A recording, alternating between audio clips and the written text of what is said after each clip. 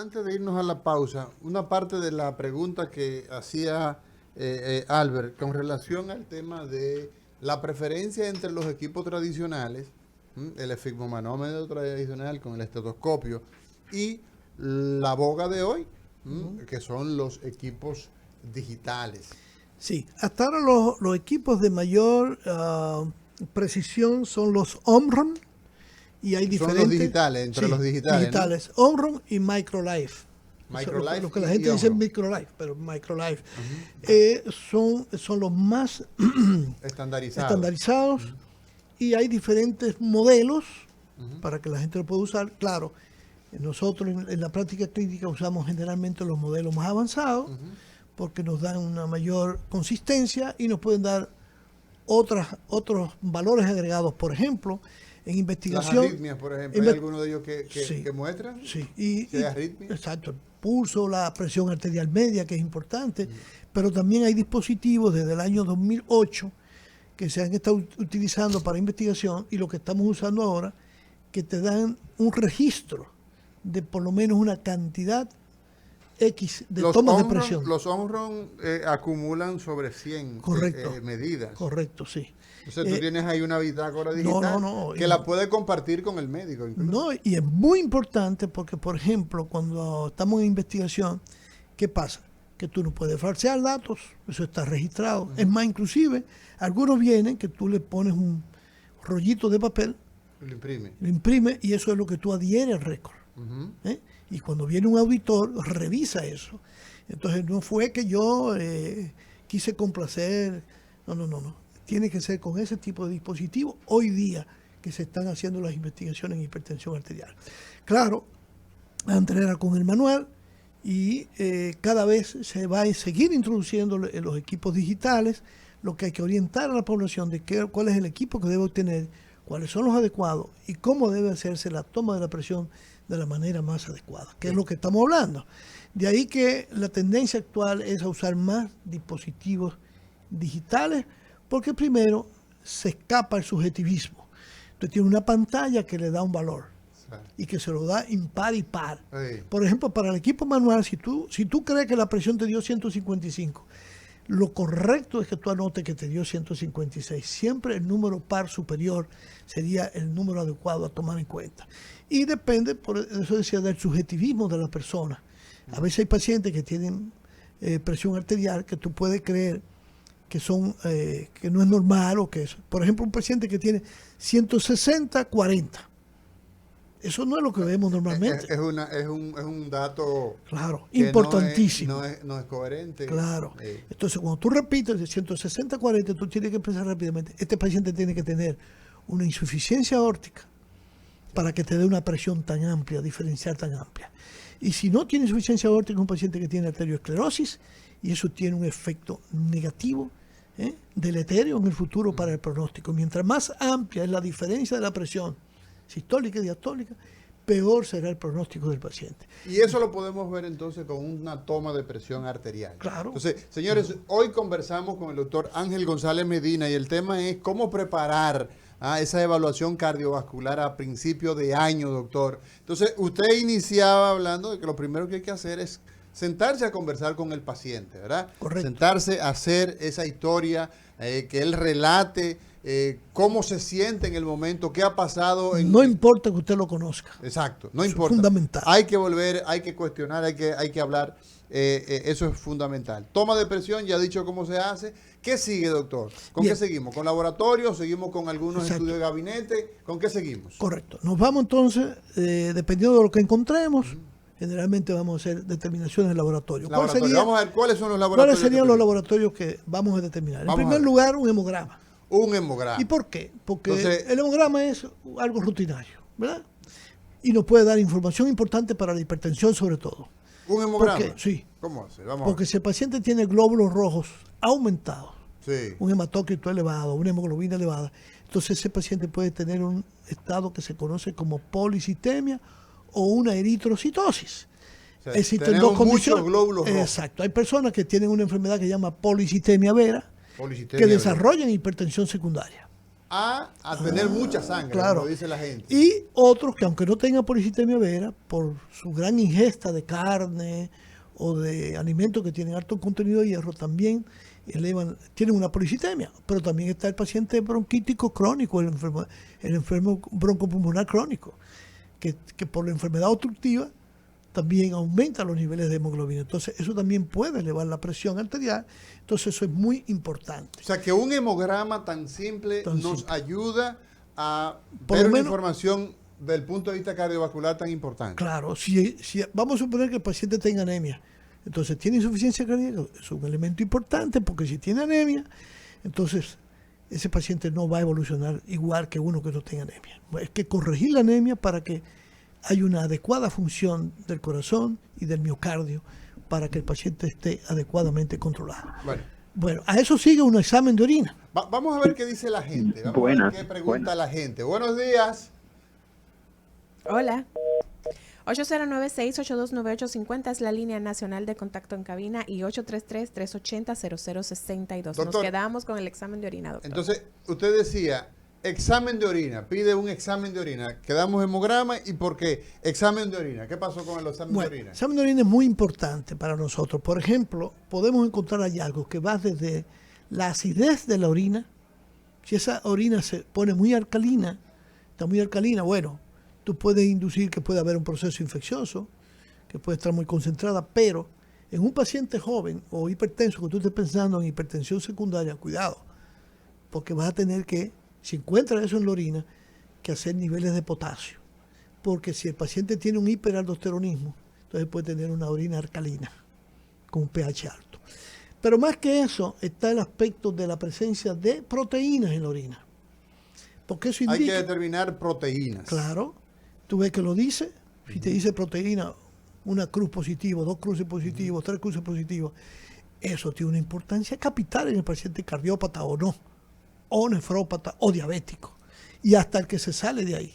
Por ejemplo, la proteinuria. La microalbuminuria, porque la microalbuminuria es un factor de riesgo. Cuando tú tienes microalbuminuria en un paciente hipertenso, te dice que ya hay daño en el glomérulo. Lo que tú viste en el fondo de ojo, que no lo había visto, ahora te lo está complementando, que está apareciendo proteína.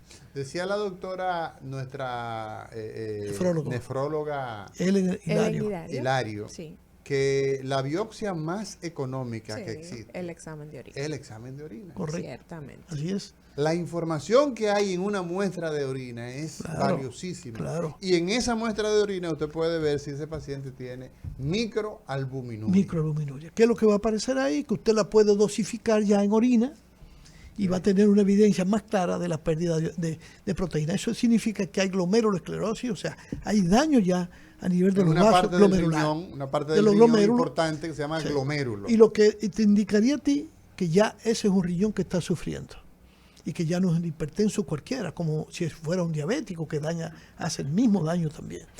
Pero a esto mismo, cuando tú tienes microalbuminuria, estamos hablando de que tiene aterosclerosis, de que tiene daño vascular. Ahora bien, fíjate que si esa pérdida de proteína es muy importante, ya tú comienzas a pensar en otras cosas.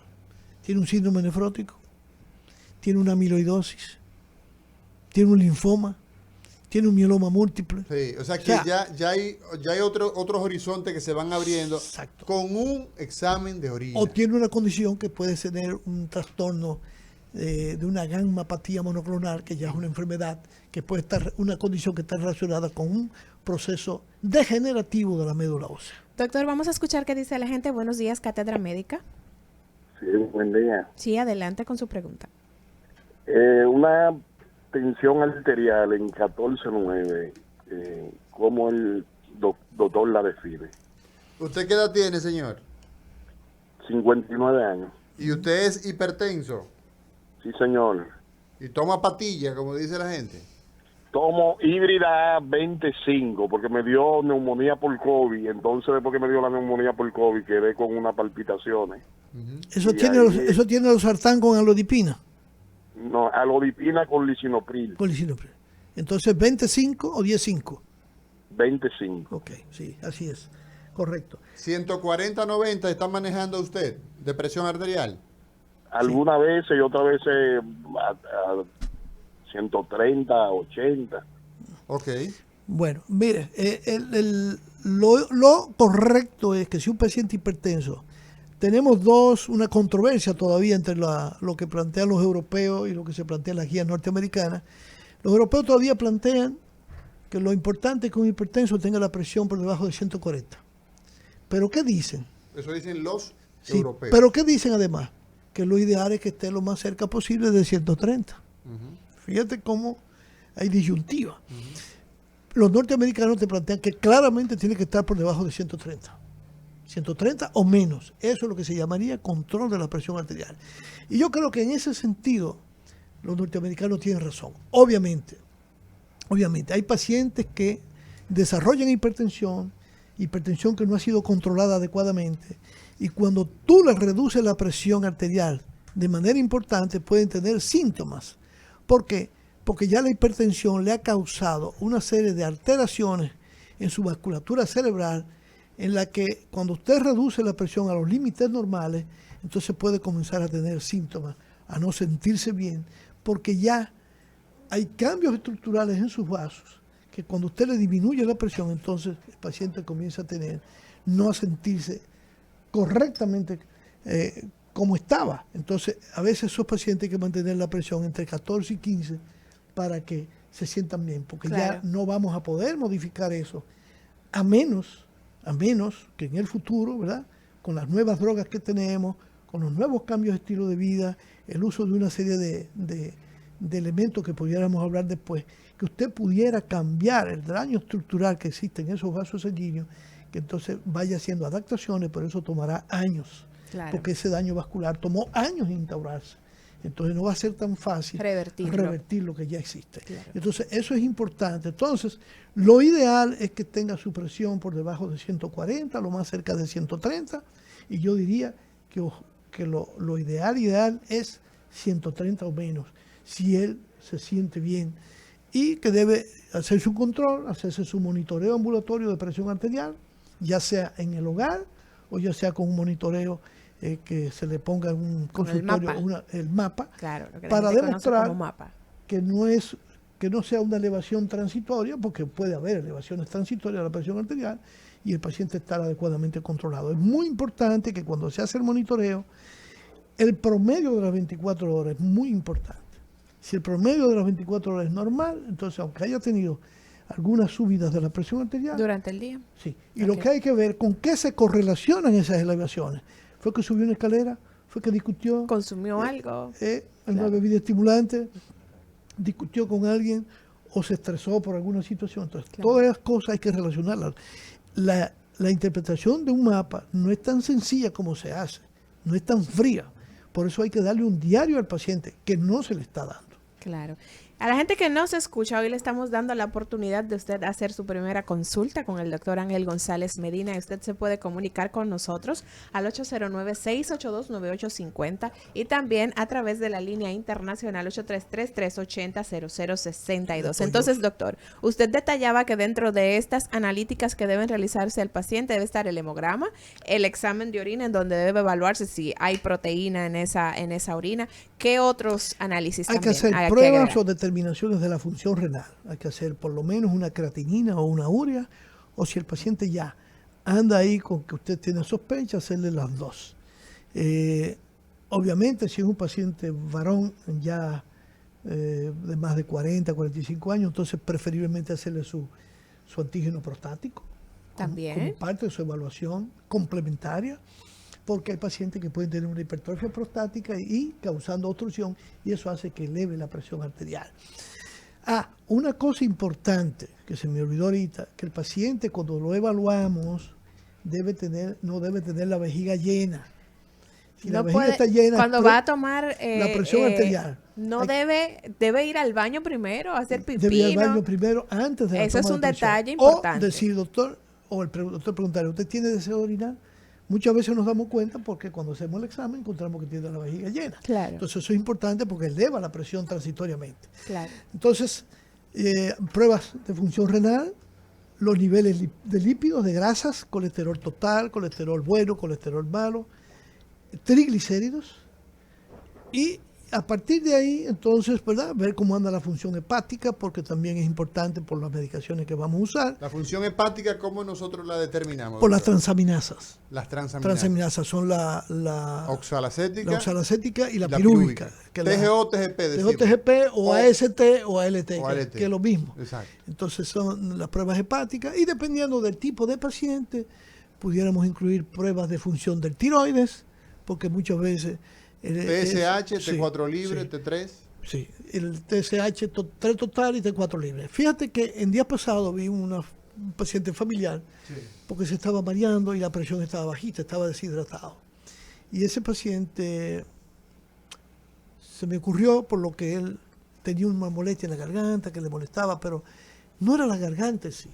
Entonces yo sospeché que pudiese tener el paciente por la frecuencia cardíaca que encontré. Cuidado si es el tiroides, porque se sentía muy mal. ¿La frecuencia cardíaca cómo estaba? ¿Aumentada o bajita? Estaba aumentada para lo que tú esperabas para él, una persona tranquila, que estábamos en reposo.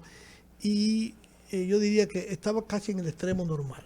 Entonces, digo, cuidado si este muchacho tiene problemas de la función tiroides. Exactamente. Ahí encontré alteraciones de las pruebas del tiroides y una sonografía que le mandé a hacer entonces muestra que tiene una enfermedad multinodular, o sea que probablemente hizo una tiroiditis de Hashimoto en algún momento que pasó desapercibida o un hipertiroidismo que terminó probablemente con una disfunción tiroidea porque lo que está presentando es ahora mismo como si hubiese disfunción y hipotiroidismo. Entonces, eso es como lo básico. Y a partir de ahí, dependiendo de las pruebas clínicas del paciente, por ejemplo, si está tomando diurético y aunque no lo esté tomando, el ácido úrico. El Es ácido una úrico. prueba de función ¿Qué renal valor también. tiene el ácido úrico? Tiene doctor, mucha en el importancia paciente? porque el ácido úrico se eleva con el uso de diuréticos. Y entonces el ácido úrico puede producir la formación de cálculos, pero además Hidroclorothiazida lo eleva Sí. y también la ingesta de proteínas, Sí. de proteínas sobre todo de como origen animal. de origen animal, como la carne roja. Pero además el ácido úrico puede convertirse en un factor de riesgo cuando está elevado. Se ha encontrado, sí, su asociación porque desarrolla un proceso inflamatorio y las inflamaciones también dañan los vasos. Sí. O sea que eso es muy importante tomarlo en cuenta. Entonces, claro, a partir de ahí tú puedes, por ejemplo, a ese paciente que yo vi hoy nuevo con esa hipertensión muy importante, le pedí, a pesar de que él nada más tuvo cefalea, le pedí una prolactina para ver cómo anda su hipófisis. Si encontrar con la prolactina, entonces se va a ganar una resonancia. Claro. Entonces, fíjate cómo uno va y le mandé a hacer una prueba a ese paciente, una prueba de ácido vanilmandélico en orina de 24 horas, que es una ¿Qué prueba, es el ácido vanilmandélico? es un metabolito, es una sustancia que se forma del metabolismo de la adrenalina, de las catecolaminas. Y entonces es una prueba que se hace aquí en el país, en la orina, una prueba que puede no dar, hay que tomar en cuenta que no esté tomando medicamentos o sustancias estimulantes, no debe estar tomando aquellos llamados beta bloqueadores o alfa bloqueadores porque puede alterar la prueba y preferiblemente parar esos medicamentos y darle algo para controlar la presión que no altere la prueba. Esto es muy A importante. principio de año, doctor, escúcheme que le interrumpa, no quiero que se nos agote el tiempo, ya nos quedan escasamente 2 minutos. A principio de año, doctor, en ese paciente conocido como hipertenso, como insuficiente cardíaco, debemos programar un